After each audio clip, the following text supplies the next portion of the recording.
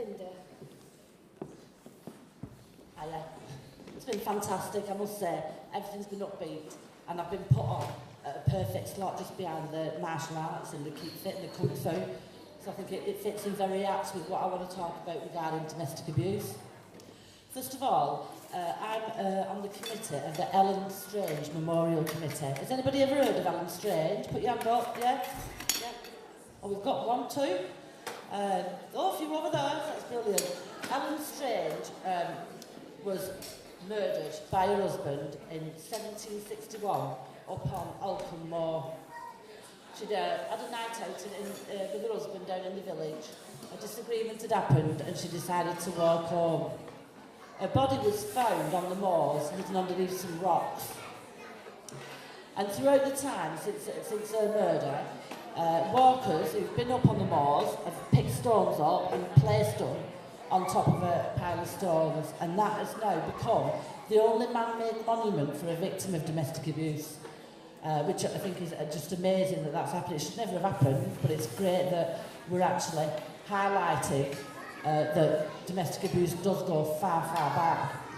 Every year, with the support of Unite and Endeavour Domestic Abuse Services in Bolton, we organise a walk up the moors to remember Ellen Strange and to remember all the other victims of domestic abuse, domestic violence and abuse throughout the years. So what I want to just talk about a little bit is about how domestic abuse has changed slightly from the 17th century up to the 21st century. I've got an image here. I don't know if anybody can see it. If you want to come and have a look after, can anybody see that? Yeah. This is called a skull's bridle. And in the 17th century, this is a cast iron, like a helmet muzzle that goes over your head. And in the 17th century, husbands was allowed to parade the wives through the towns and the villages, a form of humiliation and put-downs, to embarrass them and bring shame upon them. Now that's horrendous. Can you imagine today walking down the street, being held by a chain with your husband, or, having this big metal contraption over your face? That doesn't exist anymore, which is brilliant. If anybody wants to come and have a look at this later, there's a few copies on the desk there. Does anybody know how many women a week are killed through their partners or their ex-partners? Anybody? Too many, that's right. It's approximately 2 women a week are murdered by the current partners or ex-partners. Risk always increases when a relationship ends. So if you work back from Ellen Strange in 1761 to today's date, there's been, I can never remember this figure, but there's been 26,728 women killed. I work as a young person's domestic violence advisor for Endeavour Domestic Abuse Services in Bolton, and I work with young victims of domestic abuse, both males and females. So I work with the very high-risk victims of domestic abuse, the ones who are at risk of potentially serious injury or homicide. And it's awful to know that, I've got this job, because, it'd be good if I didn't, and there were no homicides or deaths through domestic abuse. Even though it's International Women's Day that we're representing, I must say the men that are murdered by their partners, there's 30 men a year who are murdered by their partners or ex-partners, so let's not forget them here today. All right, even though we're prominent to talk about women, men do get murdered by their partners. Has anybody ever heard of the saying, the rule of the thumb? Can anybody tell me what it means? Is it a baking term? How it feels in your fingers? That's one idea. Anything else? Thumb screws? The width of the stick you can beat. That's right, this gentleman here on the right here.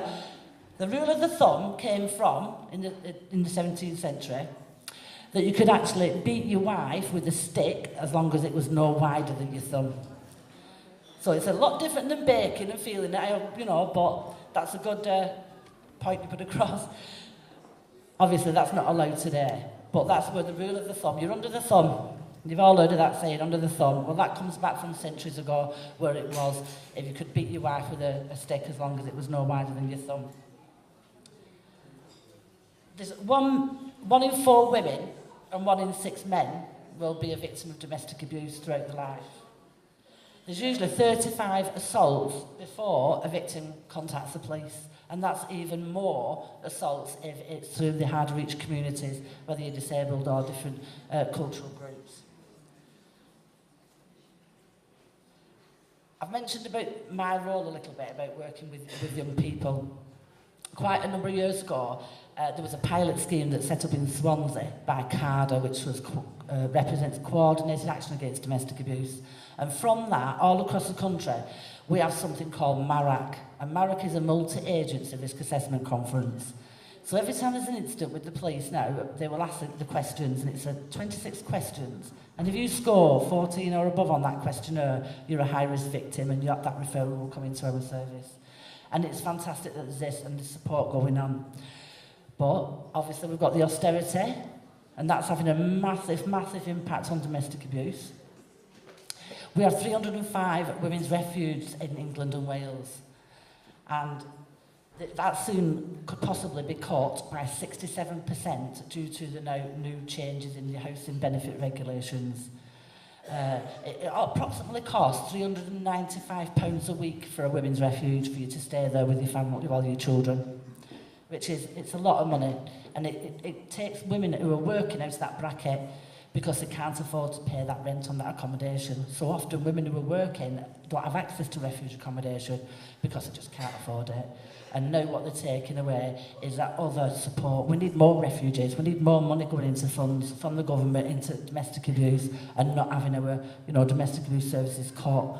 Many of these services throughout the country are all voluntary sector. There's hardly any in statutory organisations. It's all voluntary sector. We just talked about men a minute ago. We had 305 refuges for women. There's 70, what we call safe houses or dispersed properties in England and Wales. And this is what men can access when they're fleeing domestic abuse. It's not a refuge, it's a house. So when you say 350 refuges, we've often got a lot of rooms in them. We're talking about 70 houses. 20 of them houses are for men who are fleeing from their partner. The other houses tend to be given to families who are fleeing with a son who's about 16 years of age, because they're not allowed in refuges. Again, the cost of that accommodation is going to be cut, and we're going to lose them safe houses as well. Right. Has anybody heard of Clerwoods? Anybody? Yeah? A few nods over here. Claire Wood lived in Salford, and she met a guy called George Appleton. She was in a relationship with him. The police were called a few times through domestic disturbances, domestic assaults, and what happened is he murdered her. He killed her and set her on fire, and he later went then to take his own life. What happened then is Claire's dad lobbied the government for something called Claire's Law. And in the first year that Claire's Law came about, 1,700 people requested information about their partner through the police. Now, there's two ways of asking for a request through Claire's Law. There's a right to know and a right to ask. So if I'm concerned about my daughter, that I see she's in a relationship, it looks a bit abusive, he's very controlling, as long as I've got his name and his date of birth, I can contact the police. I can stop a police officer in the street, I can phone 101, I can go to a police station and ask if there's any information on that person regarding domestic abuse history. So there's 1,700 women in the first year that was given that information. And by being given that information, you can gauge then whether, do I want to stay in this relationship? I know he's assaulted his previous partners. That was never around in Ellen Strange's day. Never, not at all. Social media, we've talked about the school's bridal walking down the street, the ways of humiliation and embarrassing the partners. These days, it's all social media. Revenge porn, I'm not going to go into too deep to that because there is some young people around, but revenge porn is being used as a way of intimidating someone to stay in that relationship, of exposure of intimate photographs, possibly by email or on Facebook. You know, again, they didn't have that social media down in Ellen Strange's day. So everything's all increasing all the time. The changes in our internet, how easy it is to access. You know, it's just horrendous, and we need more funding put into domestic abuse. We need to keep fighting for women's rights to be safe and free from a violent, abusive relationship. What I'd like to do just before I finish is I'd like to ask for some volunteers, if that's all right. Would anybody like to come up here and join me for a minute? I'm not going to ask you to, play dead on floor or anything like that. Yeah, brilliant. Once the first one comes, then they all do. I need about 8 people. Brilliant.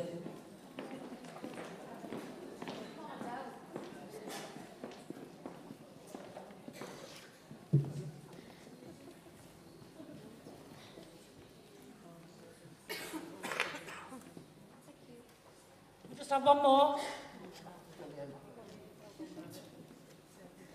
We've talked from the 17th century to the 21st century and about these over 26,000 women being murdered.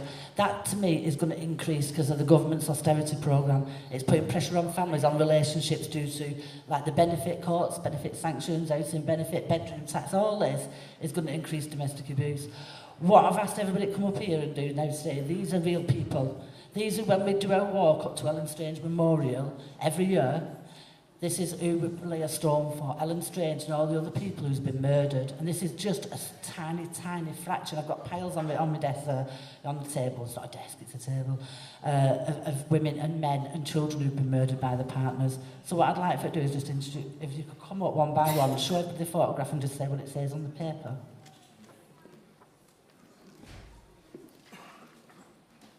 This is Kelly Ann Bates. She was just 17 when her boyfriend James Smith tortured her before drowning her in a bathtub.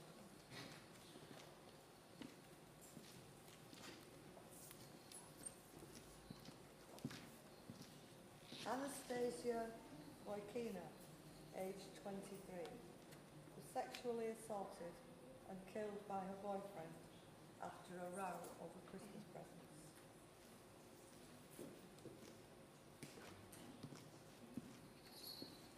New mother Victoria Adams, aged 22, had expressed her fears that her boyfriend would kill her just 2 days before her death.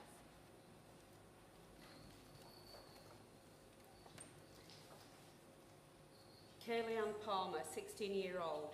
Kaylee was nearly 6 months pregnant when she was strangled with a scarf by her 18-year-old boyfriend, also killing her unborn daughter.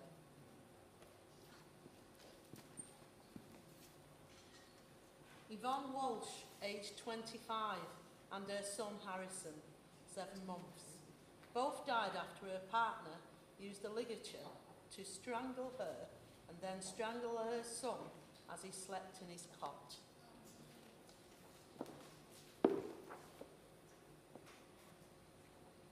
Emily Longley, aged 17, was strangled to death by her boyfriend because he thought she was being unfaithful.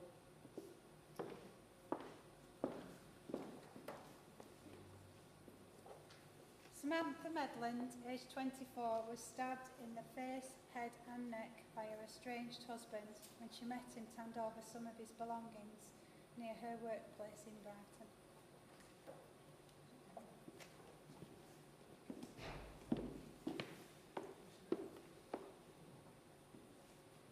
This beautiful young woman, Sophie Smith, aged 17, was murdered by her boyfriend after a sustained attack, just weeks after she gave birth to their son.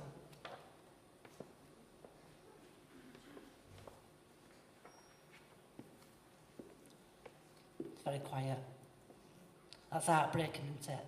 Just hearing them stories that are real. And I always get emotional when I talk about it, because I'm so passionate about the work I do.